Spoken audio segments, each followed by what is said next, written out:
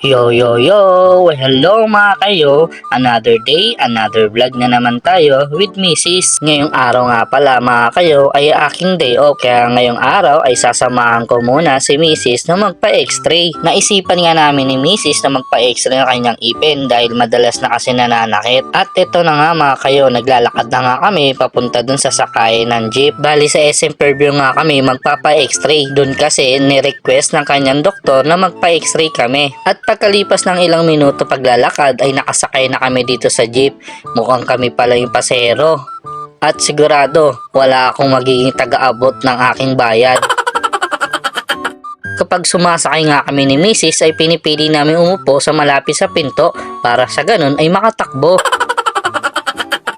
At nakalipas nga ng mga ilang minuto sa aming biyahe ay nakarating na nga kami dito sa SM Fairview. At ito, naglalakad-lakad na kami papunta doon sa harapan ng pinto para makapasok na kami sa loob. At pagkapasok nga namin sa loob ng SM ay agad ko tinanggal yung aking sage. Baka kasi pagkamalan ako si Dennis Trillo. At sa mga oras nito, naglalakad-lakad na kami sa loob ng SM at hinahanap namin yung pupuntahan naming clinic. At sa tagal na nga namin hindi nakapunta sa SM ay hindi na namin kabisado yung lugar na to. At kinakabahan nga kami, baka maligaw kami. At napansin nga namin ni Mrs. na para ang daming estudyante, kaya tuloy naguguluhan kami kung school ba to o SM. At patuloy nga kami naglalakad ni Mrs. ay nabiglang pumasok sa isipan namin na pumunta na lang sa Google Map. Ito nga pala yung sinasabi kong Google Map. Dito namin titignan kung saan bandang area ang nakapwesto yung clinic na aming pupuntahan talaga. Kaya ito mga kayo, subukan na ni Mrs. na i-type kung saan yung lugar talaga na pupuntahan namin. At sa wakas mga kayo, ngayong oras ay alam na namin kung saan talaga kami pupunta. Doon pala yan sa ground floor. At patuloy nga kami naglalakad na papunta sa ground floor mga kayo. At napansin nyo ba mga kayo kung bakit dalawa lang kami ni Mrs. ang pumunta ng SM? Hindi na namin sinama yung dalawa namin kids kasi importante lang naman yung lalakarin namin kaya napadpad kami dito. Kailangan lang talaga namin ipa-x-ray ang ipin ni Mrs. para ma-check kung anong dahilan ng pagkakasakit ng mga ipin niya. At ito, pababa na nga kami escalator para pumunta na talaga sa clinic. Sa ground floor pala to mga kayo. At sa wakas nakita na namin itong dental clinic na White House dito sa SM Fairview. At papasok na nga kami dito sa loob para maumpisahan niya ang pag-i-x-ray sa kanya. Bali, digital x-ray pala ang gagawin kay Mrs. para malinaw at makita talaga ng doktor kung ano talaga ang magiging problema, bakit nananakit ang ipin ni Mrs. At pagkatapos nga namin magbayad ay inumpisa ng